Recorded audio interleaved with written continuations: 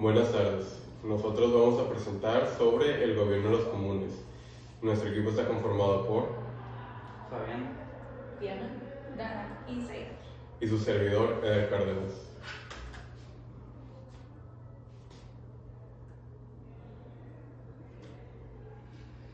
Bueno, para empezar vamos a hablar de los límites claramente definidos. Podemos representarlo como las reglas principales que se van a presentar para un bien común que va a servir a una comunidad. Se puede decir que los límites claramente definidos son las personas que tienen acceso a cierto bien, cuáles son las reglas por las que pueden adquirir eso, qué beneficio, qué provecho le tienen que sacar y otras funciones que pueden servir para determinar cuáles son los factores que determinan cómo se debe de usar el recurso.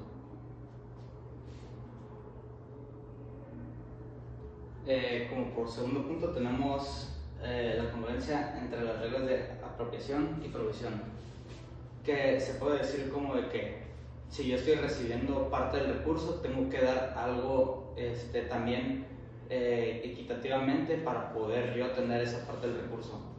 No puedo simplemente sacar, por ejemplo, los peces de una laguna y dejarlos así, o sea, también puedo poner de mi parte y si me voy a limpiar la laguna para que sea un ambiente más favorable, para que crezcan más peces y le ayude a más gente.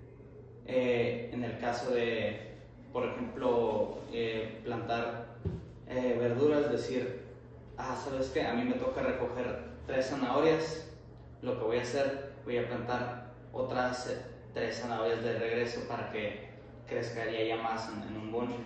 Y así es como va funcionando lo que es la apropiación, de que tú estás recibiendo el recurso, y lo que es la provisión, de que tú estás proporcionándolo de regreso equitativamente.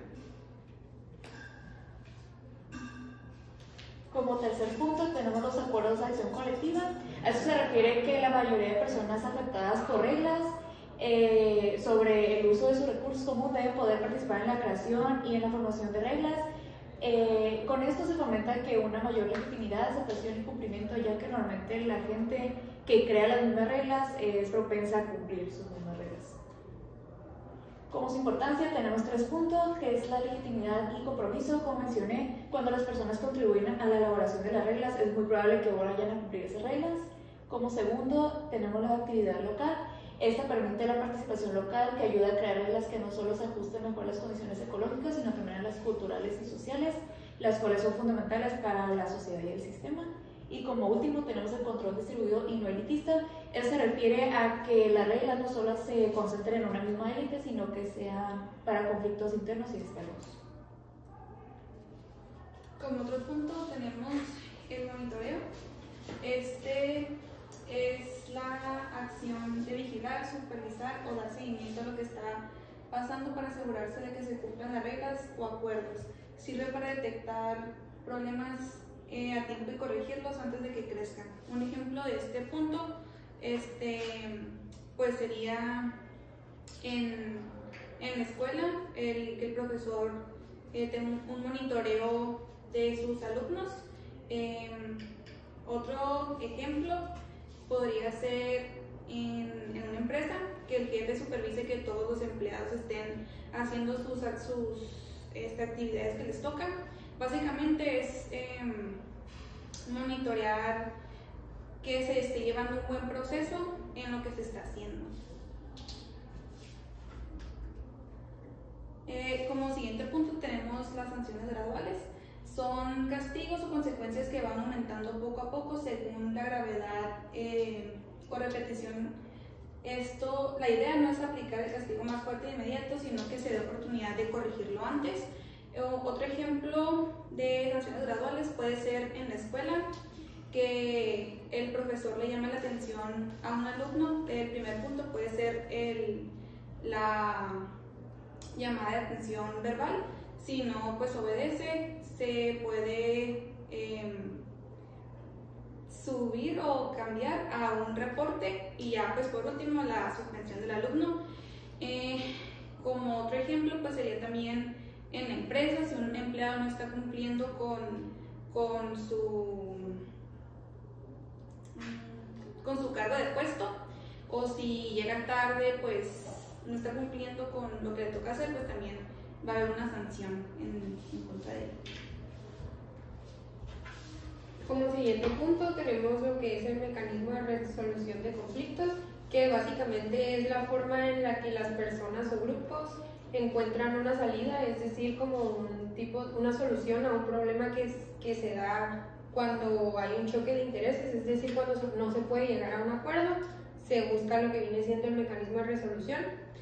Existen pues varias soluciones, herramientas que se pueden utilizar para resolver estos conflictos, que podría ser la negociación, que viene siendo platicar directamente y ver qué cede cada quien, es decir, que cada quien dé su punto de vista y llegar a un acuerdo en los dos puntos que cada quien tenga. La mediación, que es alguien neutral que entra para escuchar las dos opiniones y dar su opinión tercera para ver como que cuál conviene más. El arbitraje, un tercero decide la solución y todos la respetan. Y la conciliación, que se busca un punto medio que les convenga a ambos.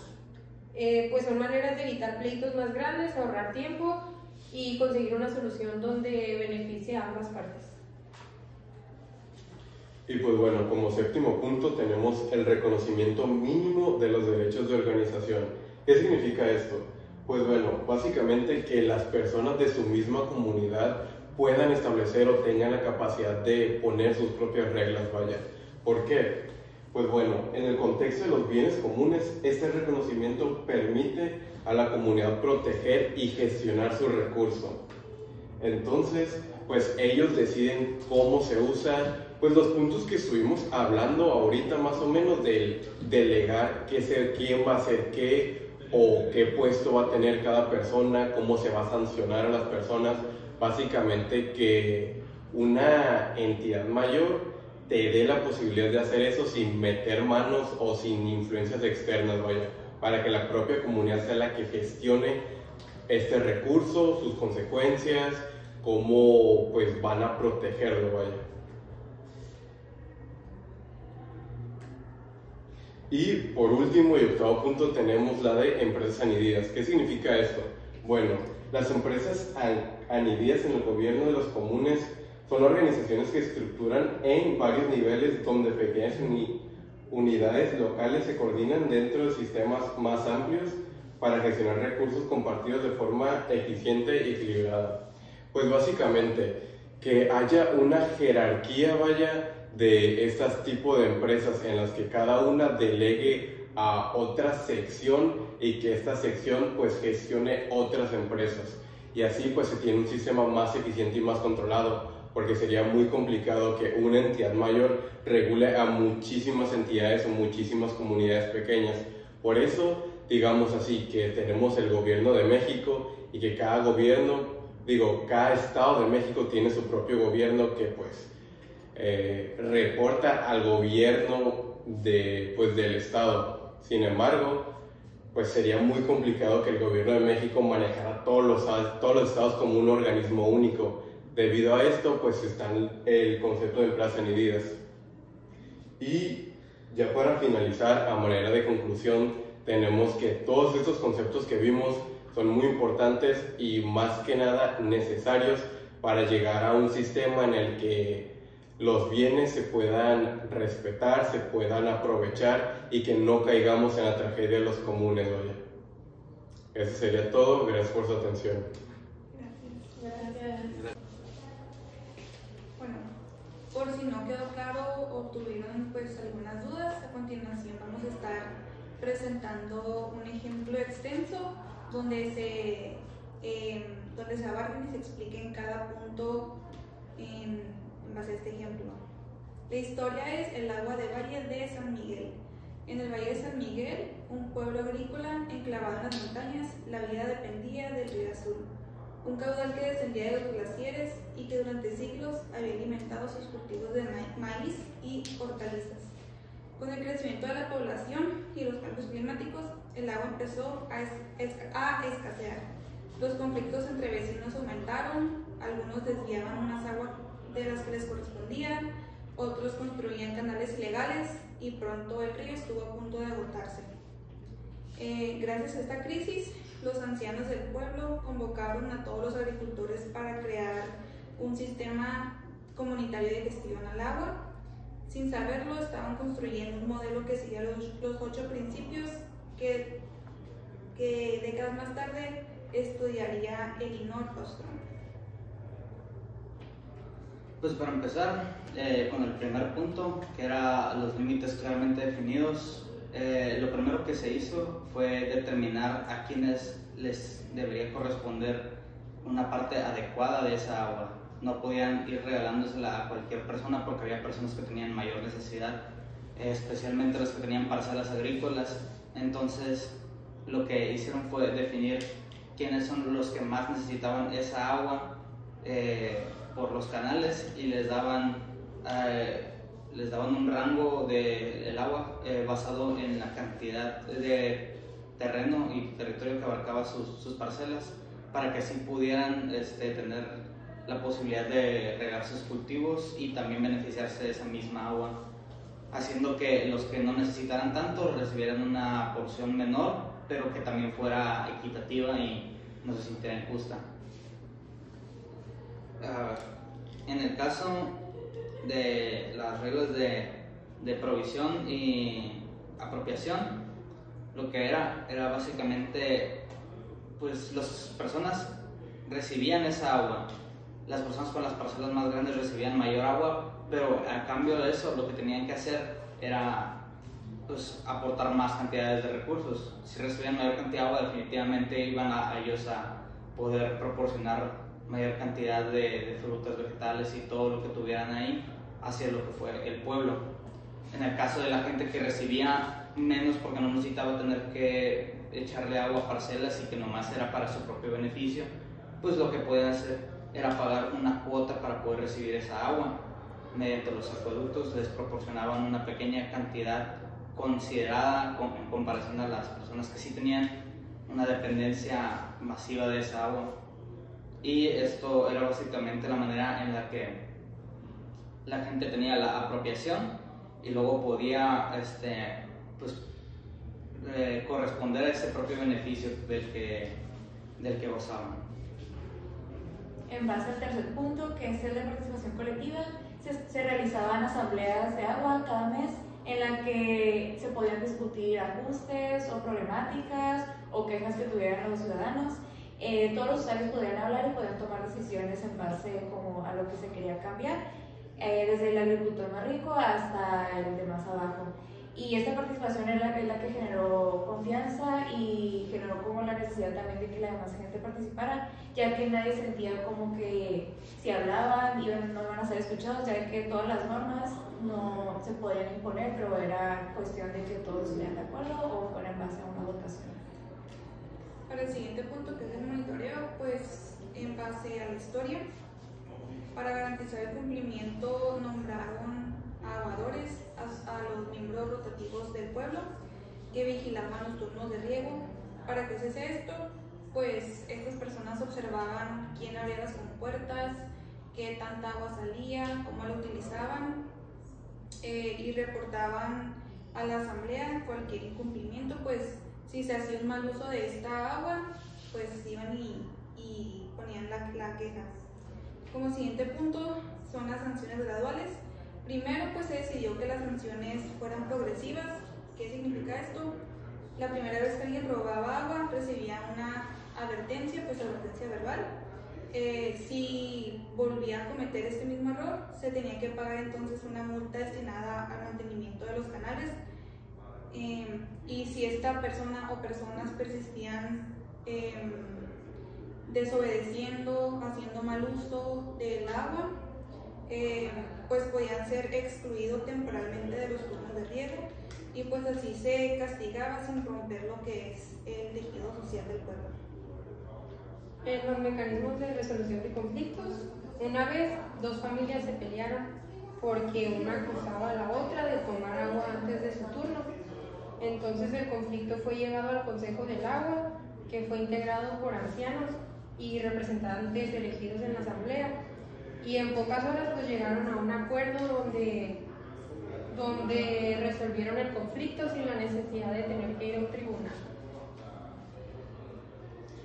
Y para el séptimo punto, que es el reconocimiento del derecho a la organización, pues el gobierno local de donde estaba esta comunidad reconoció formalmente a la Asociación de Regantes del Río Azul, lo que les dio pues a ellos un respaldo legal. Pero con este reconocimiento no solo incluye un respaldo legal, sino que pues ya están asociados al Estado, tienen pues beneficios ya sea fiscales o estímulos, vaya, de que les dan despensa, a lo mejor les incluye pues más infraestructura, lo cual pues obviamente beneficia a toda la comunidad. Y más importante, siempre mantiene su autonomía de las reglas internas. Aunque sean reconocidas por una entidad externa con ciertas reglas, pues la comunidad es la que mantiene y pone sus reglas.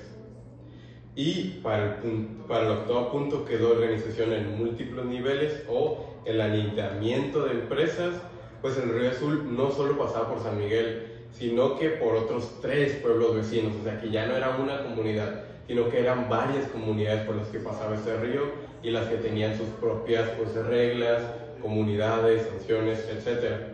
Entonces, con el tiempo, las asociaciones locales se coordinaron entre ellas a una federación regional que gestionaba los tramos mayores del río y negociaba con las autoridades estatales en épocas de sequía. Entonces, pues de una comunidad independiente que fue reconocida legalmente, pues ahora varias comunidades se unieron entre sí y formaron una federación regional, y esa federación regional fue pues reconocida por la entidad que sería el gobierno pues del país. Entonces ya hay como que una jerarquía de estas entidades que gestionan lo que pues las reglas o cómo sucede o negocian entre las autoridades, vaya. Entonces así se garantizó la gobernanza a varias escalas. ¿Y cuál fue el resultado de todo esto? ¿Cuál fue el resultado pues, de los esfuerzos de muchas personas de aplicar los 8 puntos, aunque de manera inconsciente, vaya? Pues gracias a este sistema, el Valle de San Miguel logró mantener el agua durante generaciones, evitando tanto el acaparamiento como las destrucciones del río. Los cultivos prosperaron, las familias vivieron con mayor seguridad y la comunidad se convirtió en ejemplo para otras regiones. El secreto fue simple pero poderoso. Las personas mismas, organizadas y con reglas legítimas, podían cuidar mejor de sus bienes comunes que cualquier gobierno distante o empresa privada. Conclusión de todo lo que pasó: evitaron la tragedia de los comunes y vivieron a base de su sistema, pudieron mantener este bien por varias generaciones. Y eso fue toda la historia. Gracias por su atención, esperamos lo hayan comprendido de una manera mejor con este ejemplo. Gracias. Gracias.